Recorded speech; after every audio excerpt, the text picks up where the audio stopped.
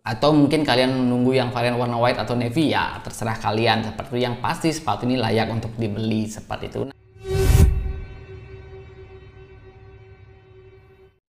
Halo teman-teman, jumpa lagi dengan saya Ari di channel Arifan Project. Nah, kali ini saya akan mereview sepatu terbaru dari Li-Ning yang sudah lama saya tunggu, yaitu Li-Ning Cloud SX2.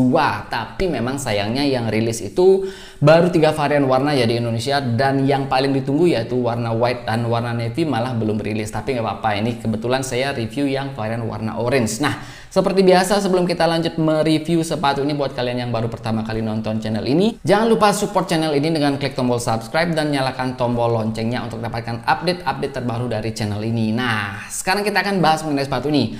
Klaim Li-Ning sih sepatu ini lightweight ya, atau dia ringan. Nah, kita akan timbang ya bersama-sama, dan nanti kita akan compare dengan sepatu terbaru juga dari Li-Ning, mungkin Li-Ning Ultra Fly dan Li-Ning Ultra Pro. Langsung saja kita akan timbang ya. Nah, ini dia bobotnya.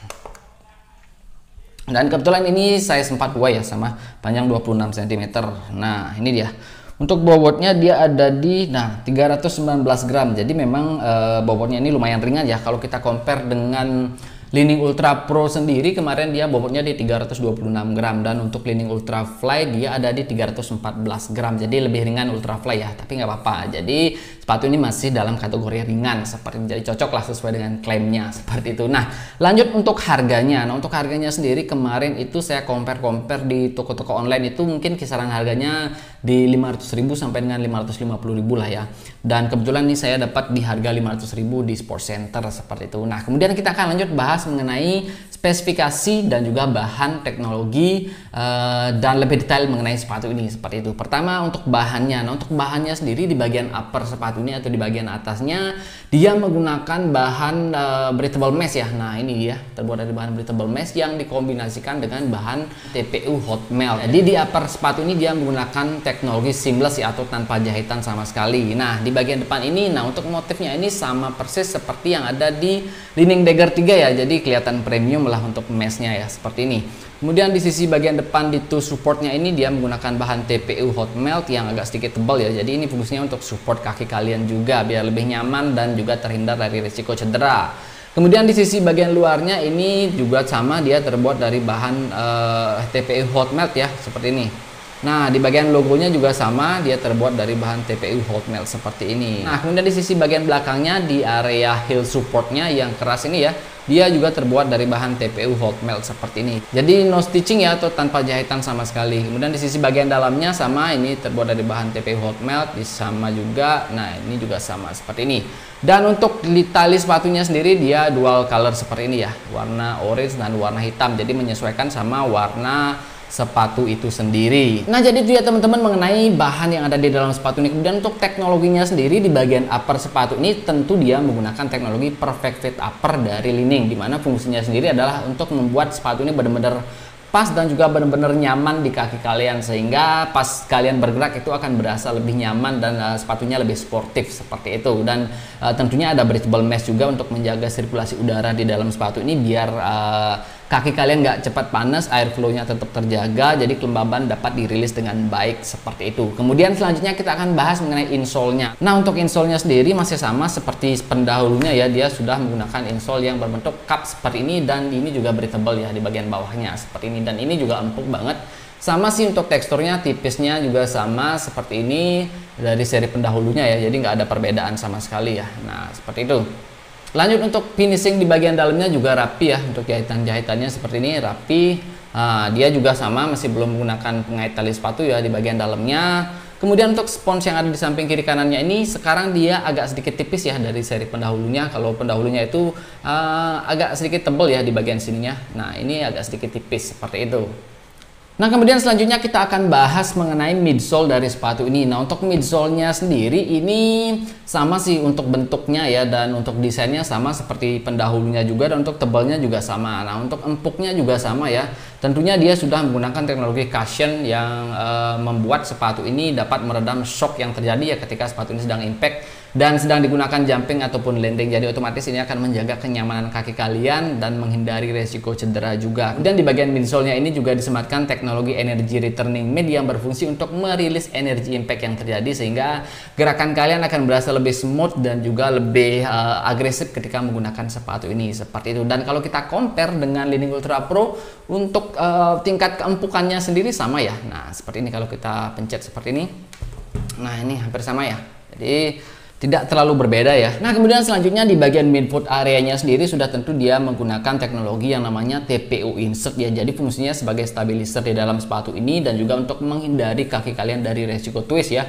Dan untuk membuat sepatu ini berasa lebih stabil ketika digunakan. Jadi itu bisa mensupport performa kalian, movement kalian juga akan berasa lebih stabil dan juga footwork kalian akan terjaga seperti itu ya. Itu fungsi dari TPU insert yang ada di bagian midfoot area sepatu ini. Nah sekarang kita akan bahas mengenai outsole-nya. Nah untuk outsole-nya sendiri, untuk pattern-nya sendiri sama persis seperti seri pendahulunya ya, jadi nggak ada perbedaan sama sekali. Jadi untuk desain di bagian bawah outsole-nya ini memang sama persis, jadi nggak ada perbedaan ya dari seri-seri pendahulunya. Memang yang berubah hanya di bagian upper-nya saja dan juga untuk bobot dari sepatu ini seperti itu.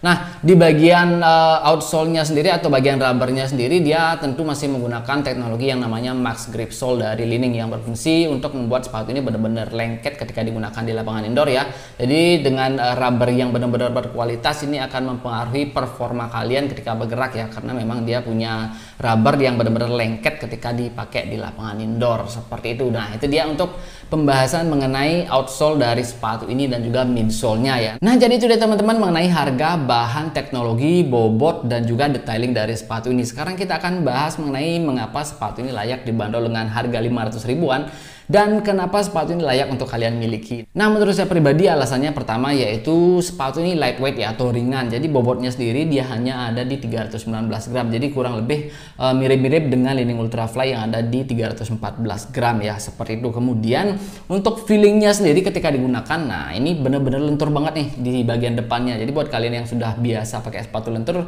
pasti nyaman ketika menggunakan sepatu ini. Dan buat kalian yang biasa pakai sepatu kaku ketika mencoba sepatu ini pasti tambah nyaman seperti itu, karena memang di bagian depannya sini dia menggunakan bahan mesh seperti ini. Jadi otomatis ini membuat kaki kalian berasa lebih nyaman. Dan untuk feelingnya sendiri ketika digunakan benar-benar fit di kaki kalian dan juga benar-benar berasa adem ya, karena memang breathable area di sepatu ini benar-benar luas ya. Di bagian depan, samping itu benar-benar breathable dan airflow itu terjaga dengan baik. Otomatis kelembaban udara itu dapat dirilis dengan baik dan kaki kalian juga nggak akan cepat bau seperti itu. Dan kemudian selanjutnya sepatu ini sudah support wide fit. Jadi buat kalian yang punya kaki lebar nih, kalian cocok ketika menggunakan sepatu ini karena sepatu ini di bagian depannya agak sedikit lebar. Jadi kaki kalian akan berasa nyaman ketika menggunakan sepatu ini seperti itu. Nah kemudian untuk feeling insole dan juga midsole-nya sendiri ketika digunakan ini benar-benar nyaman banget sih kalau menurut saya ya. Dimana memang untuk insole-nya sendiri sudah breathable dan berbentuk cup seperti ini. Jadi ini benar-benar suportif ketika dipakai. Dan untuk midsole-nya sendiri juga berasa empuk ya ketika kalian jumping ataupun landing. Jadi ini bisa menjaga kenyamanan kaki kalian juga dan berasa suportif lah sepatunya seperti itu. Jadi itu beberapa alasan kenapa sepatu ini layak dibanderol dengan harga 500 ribuan tadi. Dan juga untuk outsole-nya sendiri, rubbernya sendiri juga benar-benar lengket ketika dipakai. Dan feeling sepatu ini lumayan stabil ya. Kalau misalkan kita compare dengan Li-Ning Ultra Fly dan Li-Ning Ultra Pro, nah itu sama persis nih feelingnya seperti ini. Jadi nggak terlalu mencolok perbedaan dari stabilitasnya seperti itu. Kecuali memang kalau kita compare dengan Saga Light, seri Sagala dia agak sedikit berbeda. Jadi Sagala itu punya stabilitas yang di atas inilah sedikit seperti itu ya. Nah jadi itu dia teman-teman beberapa alasan kenapa sepatu ini layak dibanderol dengan harga 500 ribu dan kalian layak untuk dapetin sepatu ini seperti itu. Selain itu, selain dari segi teknis ya, dari segi desain juga kalau menurut saya sepatu ini punya look yang keren banget sih. Apalagi yang varian warna white dan warna navy itu benar-benar kelihatan seperti sepatu di harga 1 jutaan lah ya.